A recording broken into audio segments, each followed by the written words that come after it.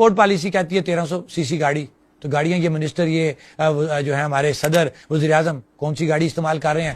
3200 400 سی سی 4000 سی سی 4200 سی سی گاڑی استعمال کر رہے ہیں. اپنی ٹرانسپورٹ پالیسی کہتی ہے 1300 سی سی گاڑی.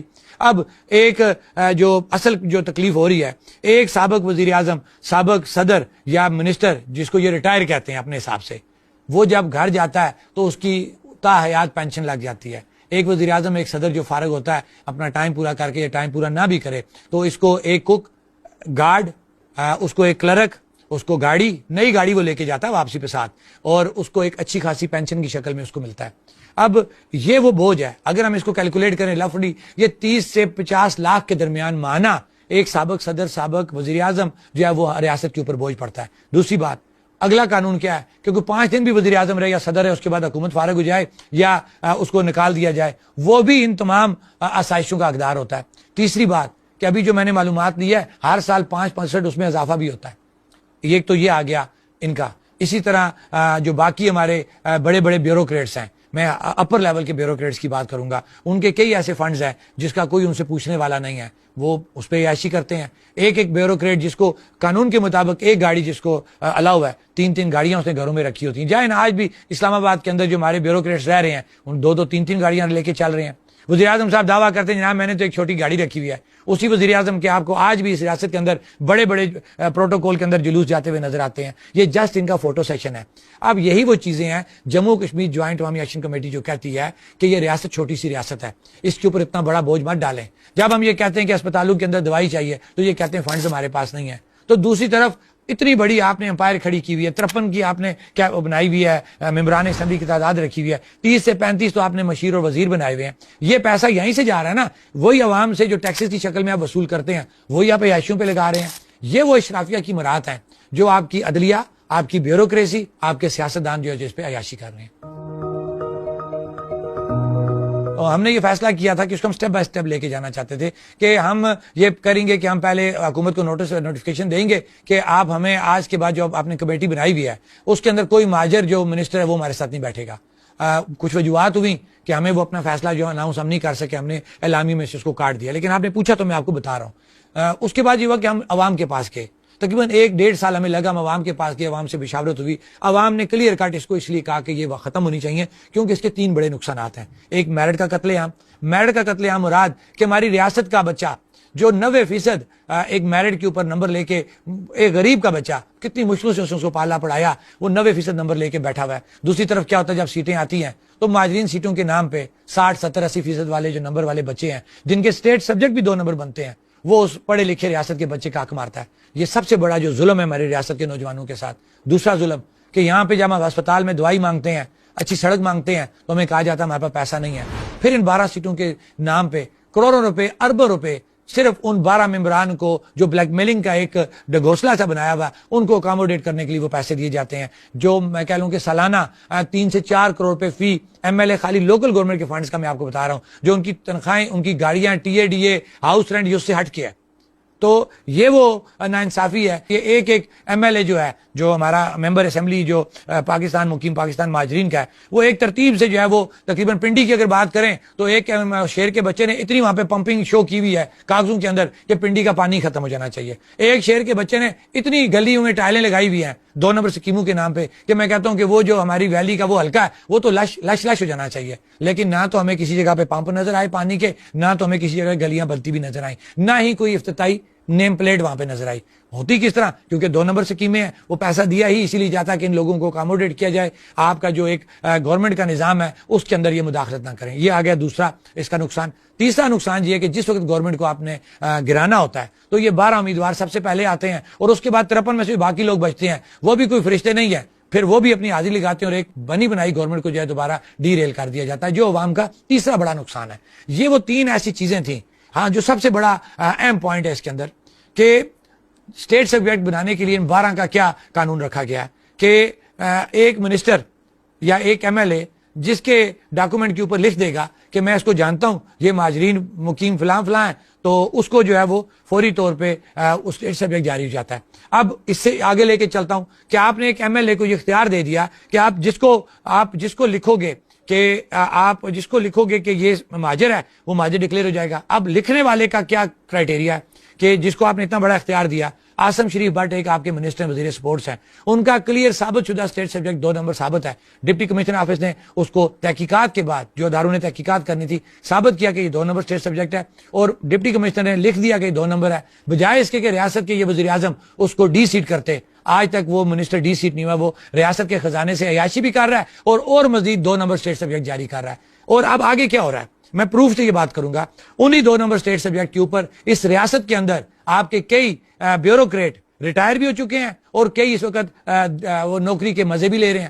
کہ ثابت شدہ چیز ہے, میرے پاس ڈاکومنٹ موجود ہیں, FIA کی رپورٹ موجود ہے کہ ایک سینئر آفیسر ہے, پہلے وہ پنجاب کے اسٹیٹ سبجیکٹ ڈومیسائل کے اوپر پنجاب میں نوکری کر رہا تھا. جو ہی PSC کی جاب یہاں پہ آتی ہے وہ 2 number state subject Azad Kashmir کا بناتا ہے, اور اس کے بعد وہ آزاد کشمیر کے اسٹیٹس کے اوپر یہاں پہ جاب انجوائے کر رہا ہے. یہ وہ ظلم زیادتی ہے ریاست کے خزانے کے اوپر, ریاست کے نوجوانوں کے اوپر, ریاست کی عوام کے اوپر, جس کی وجہ سے عوام نے یہ فیصلہ کیا کہ ان سیٹوں کو بہر صورت ختم کرنا بہت ضروری ہے.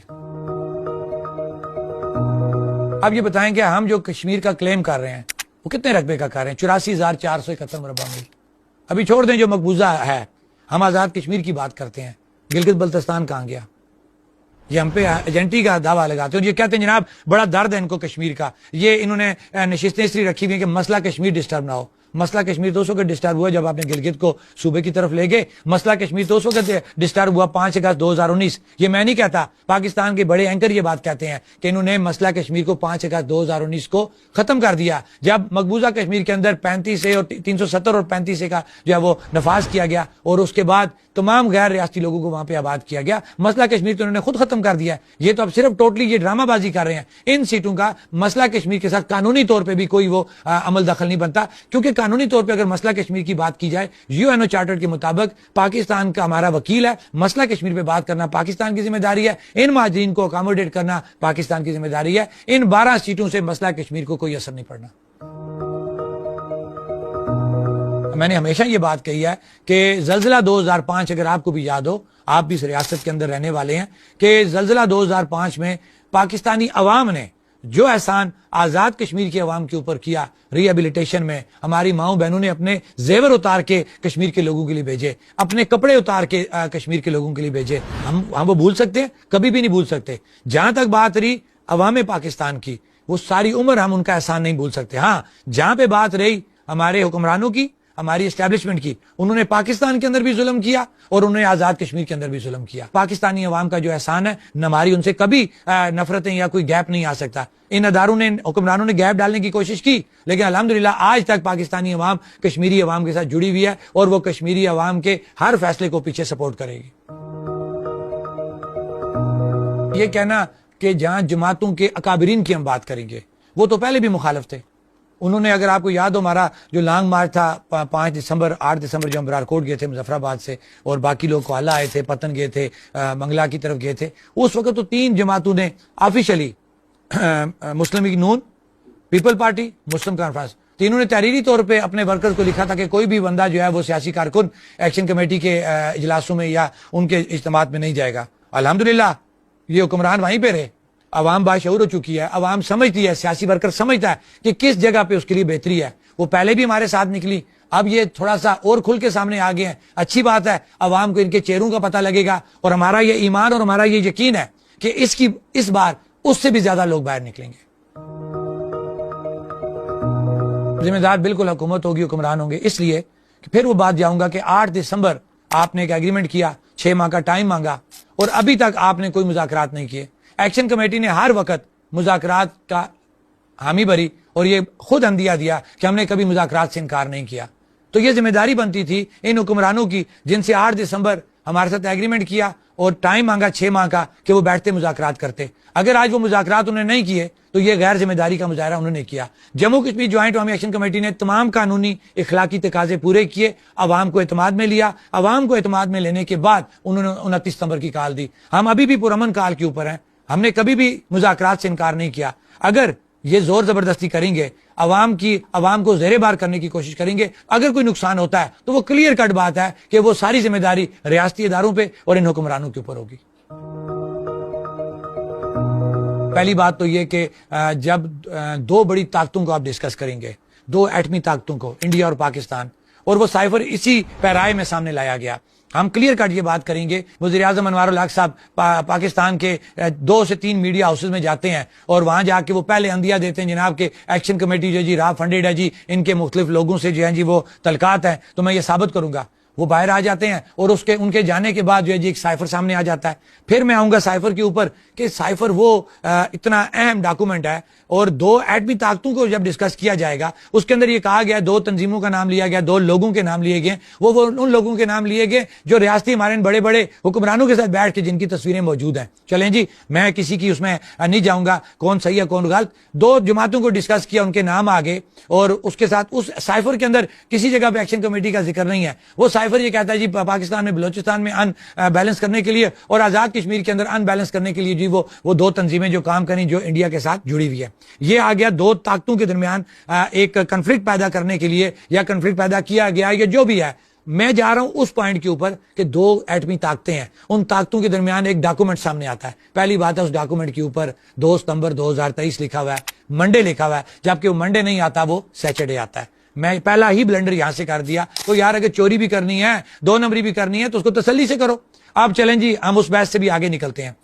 یہ کیونکہ پورا پلان کر کے وزیر اعظم انوار الحق نے دیا اپنے اقتدار کو طول دینے کے لیے، جموں کشمیر جوائنٹ عوامی ایکشن کمیٹی کو دبانے کے لیے، اس کے بیانیے کو دبانے کے لیے کہ جو عوام کا بیانیہ ہے، بنیادی حقوق کا بیانیہ ہے۔ اب جب اس کو لے کے یہ آگے چلے تو دوسرے دن جو ہے آج، کیونکہ اب تو اگلا دن آ گیا ہے، آج جو ہے وہ کیا کہتے ہیں آل پارٹیز بلاتے ہیں، آل پارٹیز کا بیانیہ جاری ہوتا ہے۔ اس بیانیے کے اندر اب وہ لا کے جوڑتے ہیں ایکشن کمیٹی کے ساتھ کہ جناب جتھے ہم ان کو کسی بھی صورت انڈیا کا بیانیہ جو پروموٹ نہیں کرنے دیں گے۔ تو میں جناب وزیر اعظم انوار الحق آپ سے اور آل پارٹی سے پوچھتا ہوں کہ وہ جو جنیوا کے نام کا ایک ڈاکومنٹ سامنے آپ نے لایا سائفر کے نام پہ، اس کے اندر جن تنظیموں کا نام تھا، جن لوگوں کا نام تھا، اس کا تو ذکر آپ کے بیانیے میں کہیں نہیں ہے۔ آپ کے اعلامیے میں ان کا ذکر ہونا چاہیے نا۔ آپ نے پوری ایک تمہید باندھی ہے، ایک پوری آپ نے ڈرامہ سیریل بنا دی جس کی پہلی قسط رات کو چینل کے تھرو چل گئی، چند چینل۔ سائفر ایک بہت بڑی چیز ہوتی ہے، اس سے پہلے بھی سائفر آئے، پورے پاکستان کے میڈیا ہاؤسز میں آگ لگ گئی تھی اس سائفر سے۔